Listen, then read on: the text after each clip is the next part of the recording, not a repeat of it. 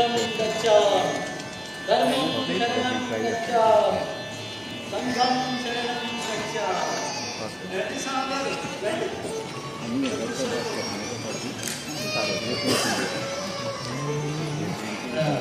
ముసలయ్య, ఈ శుభ సమయంలో కూడా ఇంకా ఇంటికి కనిపిస్తూ ఉన్నారా?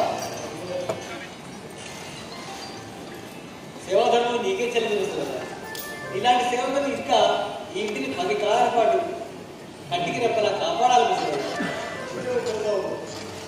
ఈ ఇంట్లో వదిలిపెట్టి అక్కడికి వెళ్ళేది బాబు. అక్కడ అధికారి ఘనంగా ఉపయోగిస్తున్నారు. ఆ ఏడికి కంటితో చూసే అవకాశం కూడా లేదా?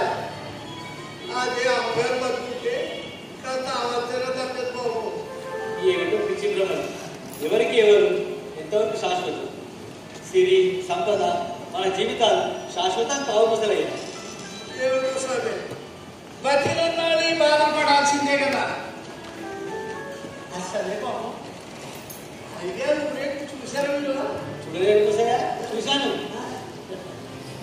ఈరోజు మన రామచంద్రరావు గారి విలోత్సవం చూస్తుంటే ఎంత ఆనందం, ఎంత కోలాహలం. నా మనస్సు ఆనందంగా పడగొట్టుకుంటుంది. ఆ పువ్వు కూడా తెలుసుకోలేదు కదా. ఇది తోలుకోవడానికి అంత దృష్టి ఎక్కడ బాబు? కానీ మాకు కూడా ఆనందం పూర్తిగా అందరూ ముసలయ్య. ఈ పూలమాలం అతనికి అలంకరిద్దామని ఎంతో ప్రేమతో తెచ్చాను ముసలయ్య. కానీ మహాసముద్రం లాంటి ఆ జన సమూహాన్ని చీల్చుకొని ముందుకు వెళ్ళలేకపోయాను. నీకు అభ్యర్థం లేకపోతే ఆ పోతారా ఇవ్వండి, నేను అడిగాను వేసి వచ్చాను. సత్యమేవ జయతే. ధర్మం శరణం గచ్ఛామి బుద్ధం శరణం గచ్ఛామి సంఘం శరణం గచ్ఛామి. బాబు రండి బాబు రండి. ముసలయ్య, ఎవరి స్వాములవారు? ధర్మపురం నుంచి అర్చన సంఘం నుంచి వచ్చారయ్యా.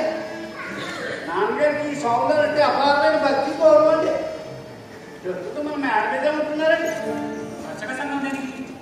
అదో పెద్ద గొడవ బాబు.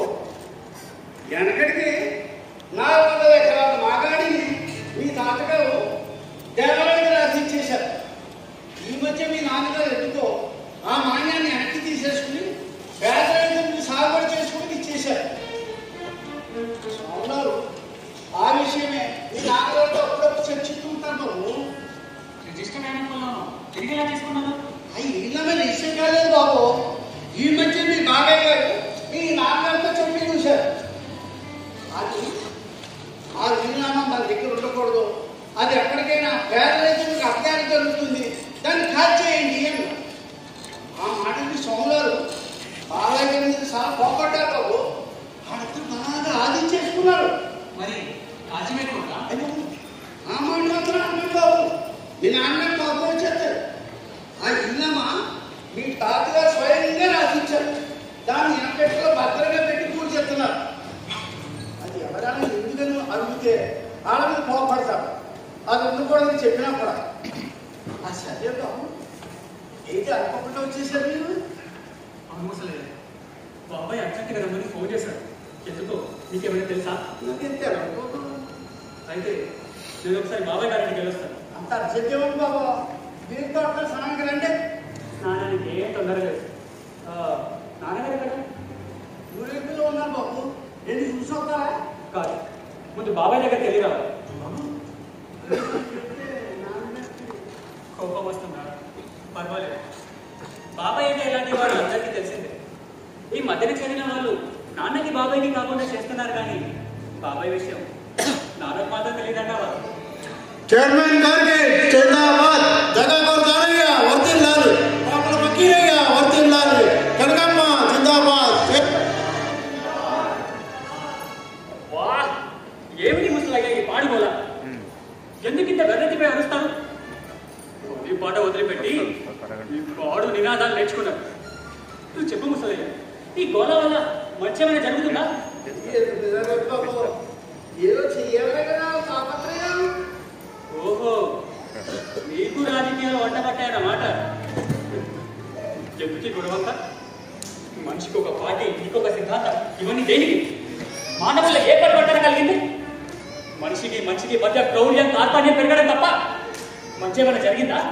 చీకటి పక్కన ఎదురులాగా చెడు పక్క మంచి కూడా ఉంటుంది బాబు. మంచి ఏమిటా మంచి? ఈ ఊరి విషయమే చూడండి. చిన్నప్పటి నుండి చూస్తూనే ఉన్నాను. ఏ మార్పు వచ్చింది? రాజులు మారినా రాజ్యాలు మారినా ఏ బీదవాడు కడుపు నిండా అన్నం తింటున్నాడు. ఎవడో ఆరోగ్యంతో ఆనందంగా బ్రతుకుతున్నాడు. పేదలు ఈ కటిక దారిద్ర్యంతో అధిక ధరలతో వాళ్ళ చేతిలో గుండెలు పట్టుకొని ఇది ఒక యుగంగా జీవిస్తున్నారు. అనండి బాబు, ఈసారి ఈ ఊరు తప్పకుండా బాగుపడుతుంది. ఎలా జరిగినా ఈసారి చైర్మన్ ఎవరా చైర్మన్? గుళ్ళో లింగాన్ని మింగేవాడపడైతే గుడిని మింగేవాడపడు. అంతా చూస్తూనే ఉన్నాముగా. బాబు మీరు పొరపాడుతున్నారు. ఇది వరకు పొరపాటు పడ్డాం. తన మన అనేది పదవులోకి వచ్చేసావటం వస్తుందిగా. తర్వాత ప్రజల్ని రాబందుల్లా పీక్కు తింటారు.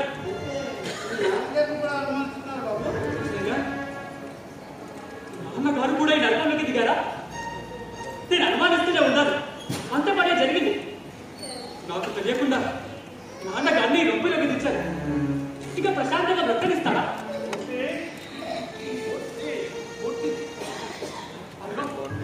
బాబాయ్ మాటలోనే వచ్చేస్తారు.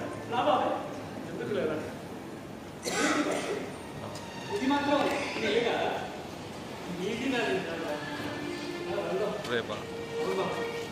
ఎందుకంటే కెమెరాగా ఫోన్ చేస్తాను. కెమెరాగానే ఫోన్ చేస్తారు.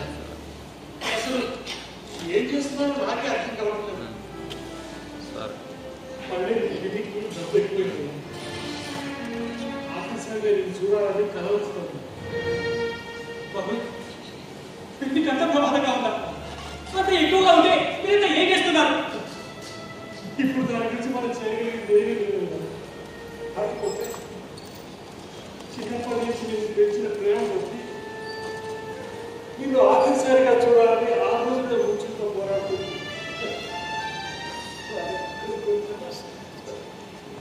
నిన్ను కలసారి చూసి ఆ గుక్కిడి ప్రాణాన్ని వందరు.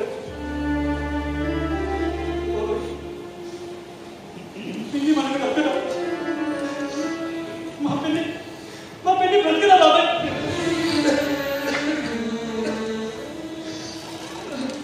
బాబు ఇంకా ఆలోచన చేస్తే ఆఖరి చూపు కూడా దక్కదు. బాబాయ్ వచ్చావు.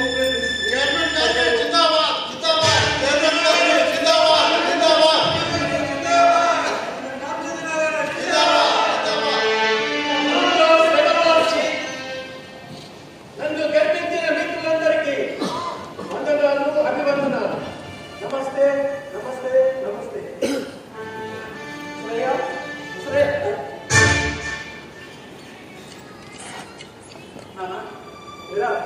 నువ్వెప్పుడు వచ్చావు? ఇప్పుడే. ఇన్నాళ్ళకి ఇల్లు గుర్తొచ్చిందన్నమాట. సరే సమయానికి వచ్చావు, సంతోషం. ఇది సంతోషించవలసిన సమయం కాదు నాన్న. అప్పుడే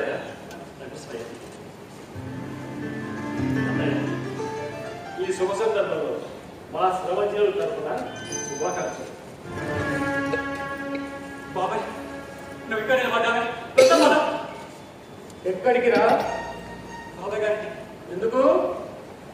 పిల్లి చావ బతుకులో ఉంది. అయితే వెళ్ళి చూసొస్తాను. అవసరం లేదు నాన్న. నీ కాదు చెప్పేది. అవసరం లేదు. తెలిసే వద్దంటున్నారా? అవును. సరే నేను వెళ్తాను. అవును బాబాయ్. ఏనా నీకు కాదు చెప్పేది.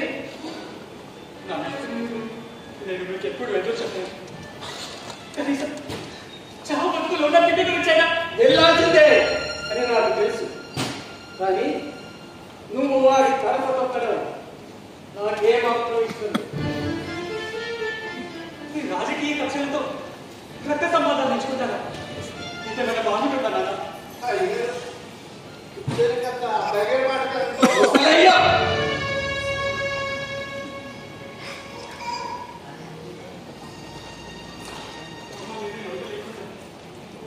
పిల్లి నన్ను ఆదరించింది. అలాంటి పిల్లి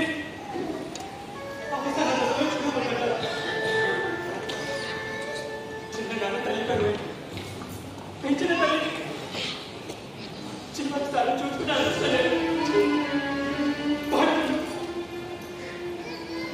అమ్ముతుకొని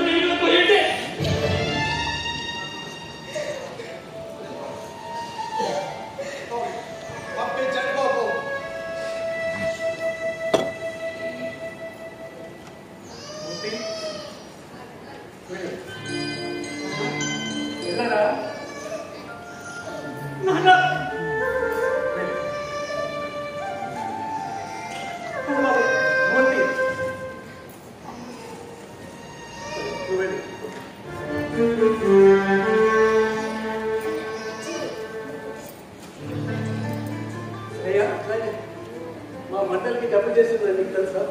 తెలుసుకో. అది తెలుసుంటే నాకెందుకు చెప్పలేదు? చెప్పలేదు బాబు. సీతయ్య గారు మీరు కొట్లాడుతున్నారా? అది ఎదురు పార్టీలో ఎలక్షన్ లో కూర్చున్నారా? వాడంటే నాకు కోపమయ్యా, కానీ అమ్మ ఏం చేస్తుంది? సరే నేను అలా వెళ్ళొస్తాను. ఎవరు చూస్తే కూర్చోబెట్టు. అలాగే